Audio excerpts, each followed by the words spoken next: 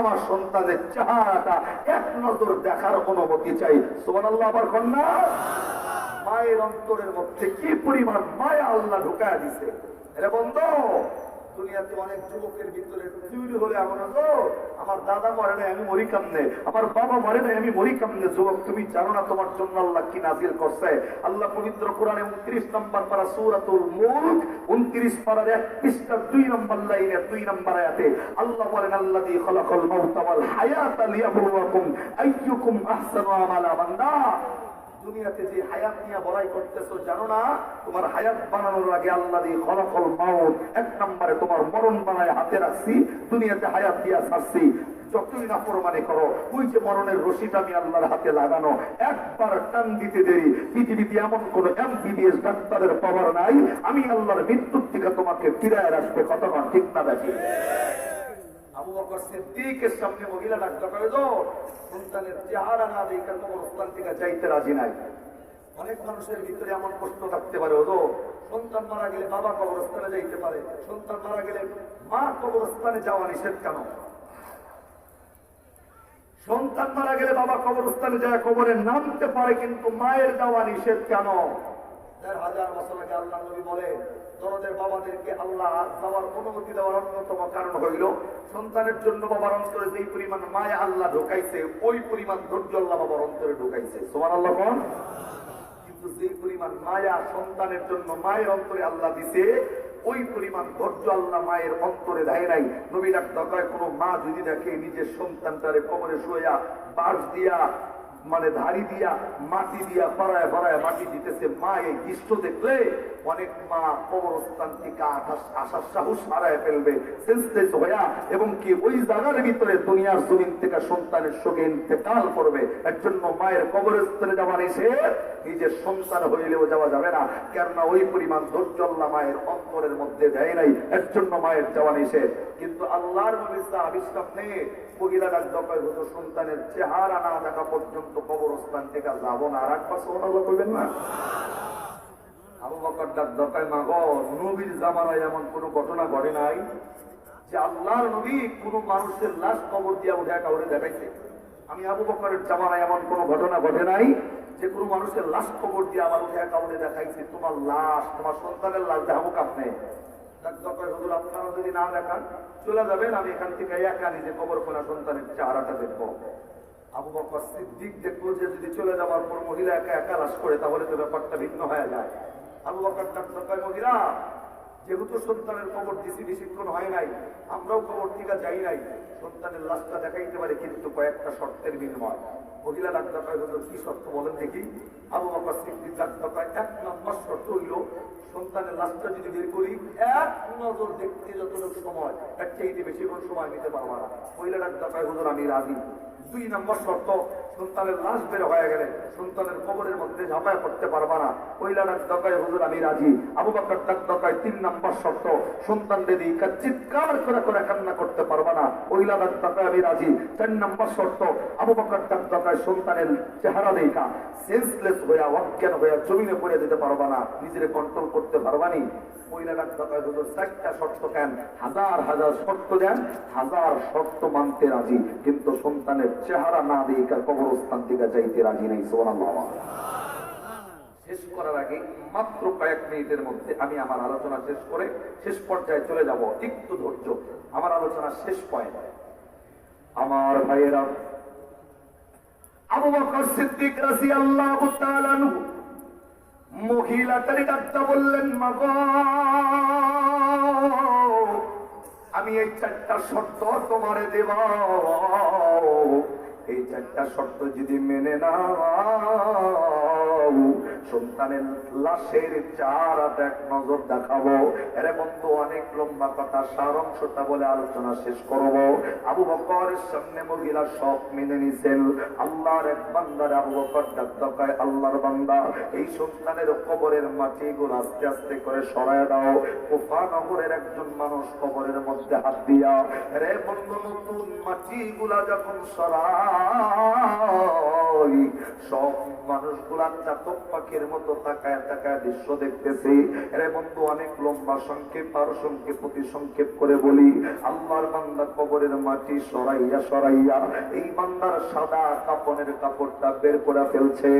Abu Bakr doctor বললেন, আল্লাহর বান্দারি, আমি তোমারে বলবো পুরা লাশ খোলার প্রয়োজন নাই, শুধুমাত্র মাথার কাপনের কাপড়টা সরাইয়া চেহারা ওপেন কইরা আল্লাহর বান্দারে দেখার ব্যবস্থা করো। রে বন্ধু, আল্লাহর এক বান্দা কেবলমাত্র এই মুখের কাপনের কাপড়টা সরানোর জন্য হাত দিয়া যখন কাপনের কাপড়টা সরাইছি, আমি আপনাদেরকে বলবো অ্যাটেনশন অ্যাটেনশন। এরে বন্ধু, অন্তর দিয়া সুবহানাল্লাহ বলার জন্য প্রস্তুতি নিতে হবে। আবু বকরের নির্দেশে আল্লাহর বান্দা এই মানুষটার চেহারা যখন ওপেন করে দিছে, খুলে দিছে, এই বন্ধু এই লোকটার চেহারাটার দিকে সবাই তাকাইয়া দেখে। এই যোরাব নামক ব্যক্তির চেহারা ভিতর থেকে এমন একটা নূরের তাজাল্লি বের হইয়া গেছে, যে তাজাল্লির কারণে ওই কবরের জায়গাটা আকাশের চন্দ্রের মতো আলোকিত হয়ে গেছে। আমার ভাইরা, আবু বকর সিদ্দিক রাদিয়াল্লাহু তাআলা আনহু নিজেই ঘটনার সাক্ষী। এরে বন্ধু, আস্তে করে আল্লাহর বান্দারে ডাকতে কয়, আল্লাহর বান্দা, এই কবরটা বেশিক্ষণ ওপেন কইরা রাখা যাবে না। দরদের মার এক নজর দেখাইছে, লম্বা কথা সংক্ষেপ আরো সংক্ষেপ করে দিই। দরদের মা তারে আস্তে করে বিদায় করা যখন দিছে, আল্লাহর বান্দারে ডাকতে কয়, কবরটা কমপ্লিট করে দাও। কবরটা ঢেকে দেওয়ার পর সব মানুষগুলা কবরস্থান থেকে চলে যায়। আবু বকর এখনো কবরস্থান থেকে মরে না। এলাকার মানুষগুলা ডাকতে কয়, আপনি কি যাবেন না কবরস্থান থেকে? আবু বকর তারা ডাকতে কয়, বন্ধু, এই লোকটা তো তোমাদের এলাকার মানুষ, তোমাদের সাথেই গোটা বসা, তোমাদের সাথেই হাট বাজার, তোমাদের সাথেই নামাজ আদায় করতো। বন্ধু, বলো না বলো না, এই লোকটা হায়াতের জিন্দিগিতে এমন কোন আমলটা করছে, সেই আমলের কারণে কবরে যাওয়ার সাথে সাথে আল্লাহ তার চেহারার মধ্যে আসমানি নূর ঢুকায়া দিল। এলাকার মানুষগুলা দেখতে পাই, আমরা যেমন নামাজ আদায় করছি, এই লোকটা আমাদের লগে নামাজ পড়ছে। আমরা যখন রোজা করছি, আমাদের সাথে রোজা করছি। আমরা যেমন হাট বাজার করছি, লোকটা হাট বাজারও করছে। কিন্তু জিন্দিগিতে এমন কোন ইবাদত আমরা করতে দেখি নাই, যে ইবাদতের কারণে লোকটার চেহারার মধ্যে আল্লাহ আসমানি নূর ঢুকায়া দিল। অনেক লম্বা কথা আরো সংক্ষেপ করি। আবু বকর সিদ্দিক এলাকার মানুষের কাছ থেকে কোনো রেজাল্ট পায় নাই। সারা দিনের নামাজ শেষ কইরা এশার নামাজ পড়ে আবু বকর যখন বাড়িতে চলে গেছি, নিজের বিছানার মধ্যে যখন ঘুমাবে, বিছানায় চলা যায়, কিন্তু ওই বান্দার আমল না জানা পর্যন্ত আবু বকরের চোখের মধ্যে ঘুম আসে না। সুবহানাল্লাহ কইবেন না? বন্ধু, আবু বকর নিজের বিছানার মধ্যে শুইয়া শুইয়া নবীর উপরে দরুদের আমলটা করতেছিল। বারবার বারবার আল্লাহ নবীর উপরে দরুদ পড়তে পড়তে আমার আল্লাহ কখন আবু বকরের চোখের মধ্যে রহমতের ঘুম দিছে আবু বকর জানে না। বন্ধুরি, আবু বকর ঘুমাইয়া যাওয়ার পর আমার আল্লাহ আবু বকরকে স্বপ্ন দেখাইতেছি। এরে বন্ধু, আবু বকর স্বপ্ন দেখে, যেই লোকটার জানাজা পড়লাম, যেই লোকটারে কবরে নামাইলাম, যেই লোকটার চেহারার মধ্যে আসমানি নূর দেখছি, আবু বকর তাকাইয়া দেখে লোকটার শরীরে সাদা কাপনের পোশাক নাই। আল্লাহ ওই লোকটারে জান্নাতি সজ্জায় জান্নাতি কাপড় পরিধান করাইয়া আল্লাহর নবীর সামনে জান্নাতি মেহমান করে তারে বসাইয়া দিছে। আবু বকর স্বপ্নের মাধ্যমে একবার নবীর চেহারাটার দিকে তাকায়, আর একবার যোরাব নামক ব্যক্তির চেহারার দিকে তাকায়। লম্বা কথা ছিল, আল্লাহর নবী নিজে একবার আবু বকরকে ডাকতে, আবু বকর, যেই কেমন যেন চিন্তিত মনে হয়, তুমি মনে হয় আমারে কি যেন জিগাইতে চাও। আল্লাহর নবীর সাহাবী আবু বকর ডাকতে কয়, নবী গো, আমি শুধু একটা কথা আপনার কাছে জিজ্ঞাসা করতে চাই। আল্লাহর নবী ডাকতে বললেন, আবু বকর, যেই কথাটা জিগাইবা, সেই কথাটা কি? এই কথা নাকি এই লোকটার জানাজা পড়ছো, কবরে যারে নামাইছ, এই লোকটার চেহারার মধ্যে আসমানি নূর কেমনে আইলো, এই লোকটার জান্নাতি পোশাক পইরা আমি নবীর সামনে কেমনে বইলো, এই আমলটা জানার আগ্রহ নাকি? বলো এরা বন্ধু, আল্লাহর নবী কথা বলার পর আবু বকর ডাকতে কইল, হুজুর শুধুমাত্র এই লোকটার আমলটা আমারে আপনি জানাইয়া দেন না। আল্লাহ নবী ডাকতে বললেন, আবু বকর, এই লোকটার সারা জিন্দিগির আমলের মধ্যে মালিকের দরবারে এমন একটা আমল কবুল হয়ে গেছে, এই আমলটা এই বান্দা কোনোদিন ছেড়ে দেয় নাই, এই আমলটা কোনোদিন বান্দা অবহেলাও করে নাই। আবু বকর ডাক্তার নবী কোন আমল বলেন? আল্লাহর নবী ডাক্তার, আবু বকর এই লোকটার আমলটা হইল পবিত্র কোরআনে তুমিও জানো সূরা জুমার 24 পারা 3 পৃষ্ঠা 9 নম্বর লাইনের 53 নম্বর আয়াতে আল্লাহ গুনাহগারদেরকে ডাক দিয়া বলছেন, বান্দা গুনাহ করার পর আমি আল্লাহর কাছে কাঁদতে তওবা করলে আল্লাহ ডাকটা বলছেন গুনাহগারদের মধ্যে তারাই উত্তম, যারা গুনাহ করার পর আল্লাহর কাছে কাটে দিলে তওবা করে। আরে আবু বকর, এই লোকটার সারা জিন্দেগীর সব আমলের মধ্যে এই একটা আমল এই বান্দা অসুস্থ হলেও কোনোদিন ছাড়ে নাই। সারা দিনের ইবাদত গুলা শেষ কইরা গভীর রাত্রিতে যাই নামাজের মুসল্লা বিছাইয়া এই বান্দা আল্লাহর কাছে 2 রাকাত নফল নামাজ আদায় করে প্রত্যেকটা দিন মালিকের দরবারে হাত বাড়াইয়া আল্লাহর কাছে চোখের পানি ছেড়ে দিয়া আল্লাহর কাছে মাপ চাইছে। এমন ভাবে মালিকের কাছে বান্দা তওবা করছে, এমন একটা দিন যায় নাই যেই দিন বান্দা চোখের পানিটা ছাইরা তওবা করে নাই। আল্লাহ এই বান্দার তওবাটা, চোখের পানিটা এমন ভাবে কবুল কইরা নিছে। আল্লাহ তো জানাইছেন কিয়ামতের জাহান্নামটা মানুষের দিকে অগ্রসর হবে। আল্লাহ অল্প একটু পানি জাহান্নামে ছিটাইলে জাহান্নামটা শান্ত। আল্লাহ যে পানিটা ছিটাবে সেই পানিটা হলো বান্দার চোখের পানির মাধ্যমে। এরা বন্ধু, আল্লাহর নবী ডাকদা কয়, আবু বকর এই লোকটার চোখের পানিটা মালিকের দরবারে গুনাহ হইলেও শাস্তি, গুনাহ না হইলেও প্রত্যেকটা দিন তওবা করার বিনিময় আল্লাহ তাকে 3টা পুরস্কারে ধন্য করছে। 1 নম্বরে খাঁটি তওবার বিনিময় আল্লাহ জীবনের গুনাহগুলো মাফ করছে। 2 নম্বরে গুনাহ মুক্ত হয়ে কবরে যাওয়ার কারণে এই চেহারার মধ্যে আল্লাহ আসমানি নূর দিয়েছে। 3 নম্বরে গুনাহ মুক্ত হয়ে কবরে যাওয়ার কারণে আমি নবীর সামনে জান্নাতের মেহমান করে আল্লাহ বসায়া দিয়েছে। এরা বন্ধু, আমি আপনাকে বলবো শুধুমাত্র ওই বান্দা মালিকের কাছে এমন পুরস্কৃত হওয়ার পিছনের অন্যতম কারণ হইল আল্লাহর কাছে বেশি থেকে বেশি তওবা করছে, চোখের পানিটা ছেড়ে দিয়ে আল্লাহর কাছে মাপ চাইছে।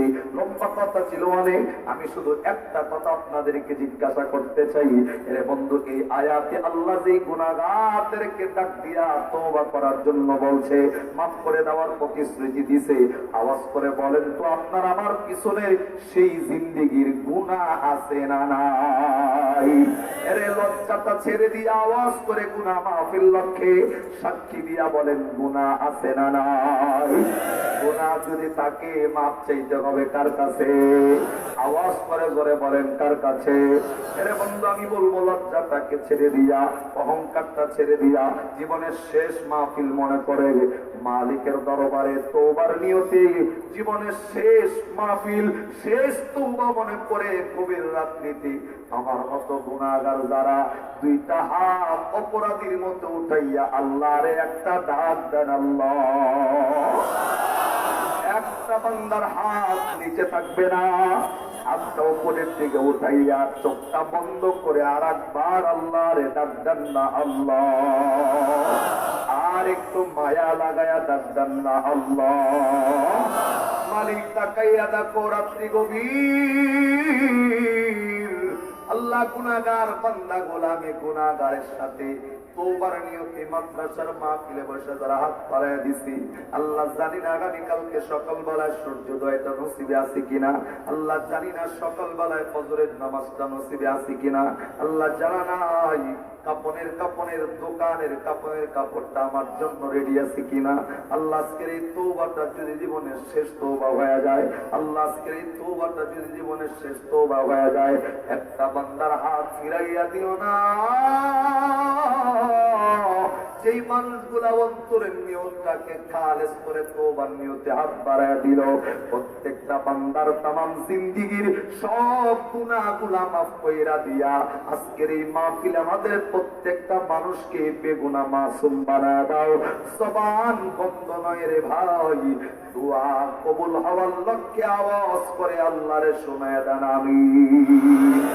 আর একবার আওয়াজ করে বলেন আমিন, আর একবার বলেন আমিন। আসলা করে আর একবার আল্লাহরে ডাক দেন তো, আল্লাহ আল্লাহ আমাদের জীবনের গুনাহগুলো মাফ করো, চিল্লা বলেন আমিন। আরে আবার করে বলেন আমিন, আবার বলেন আমিন। হাত নামবে না সোজা। আমি 2-10 মিনিট যদি আপনাদের সাথে থাকি, আপনারা আমার সাথে আছেন না নাই? ধরে বলেন আছি না নাই? আমার সাথে যারা শেষ পর্যন্ত আছেন শুধু তারা হাত নামাবে, আর যারা এখন চলে যাবেন তারা হাত উড়ে রাখবেন।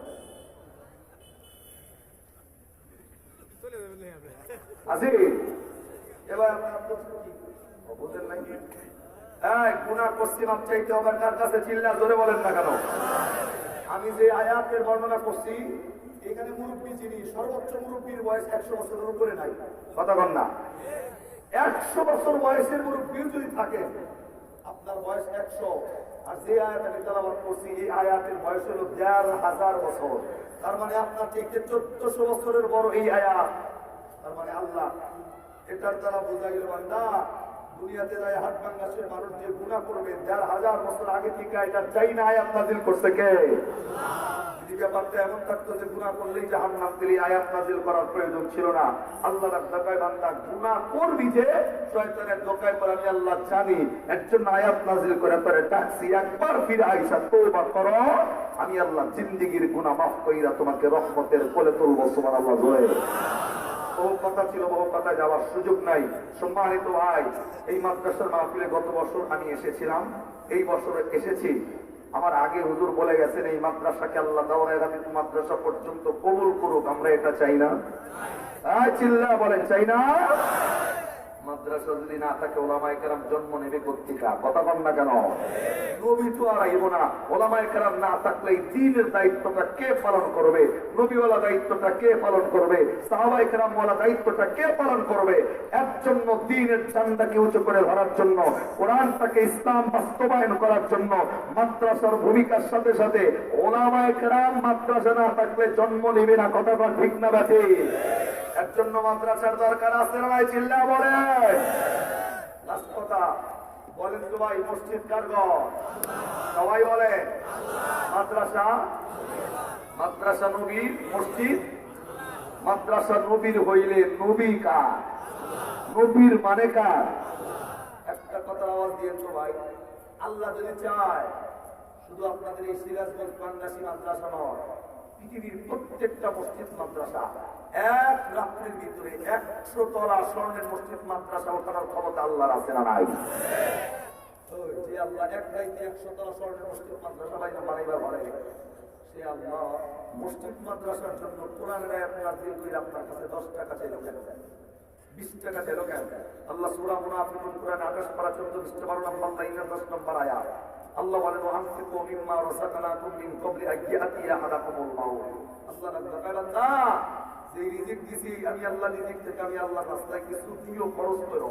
আমি আল্লাহ চাইলাম যারা দিবা তাদের জন্য একটা ওয়াদা, মান জাআ বিল হাসানাতি ফালাহু আশরু আমসালিহা, বান্দা যা দিবা 10 গুণ বাড়ায় আমি আল্লাহ ফেরত দিব। দেম দেম দেম ধরে সুবহানাল্লাহ কোন না? মেম্বারের ওয়াদার খেলাফ হয়, চেয়ারম্যানের ওয়াদার খেলাফ হয়, এমপির ওয়াদার খেলাফ হয়, প্রধানমন্ত্রী চাইলে 100 বার দেশ থেকে যাইবার পারে, আবার আইবার পারে, কিন্তু যে আল্লাহ ওয়াদা দিছে আল্লাহর ওয়াদার খেলাফ হওয়ার কোনো সম্ভাবনা সম্ভাবনা। এই মাদ্রাসায় আপনারা দিয়ে দিয়ে আজকে এই পর্যন্ত ছোট্ট একটা কথা শিখাই দিয়ে দিয়ে আছে। আমার হাতে এই মুহূর্তে কোনো বান্দা যদি 1 টাকা দেন মাদ্রাসার জন্য, কথা আগে বোঝেন, 1 টাকাও যদি দেন অন্তরে একটা নিয়ত করে টাকা দিবেন। নিয়তটা কি? আল্লাহরে বলবেন,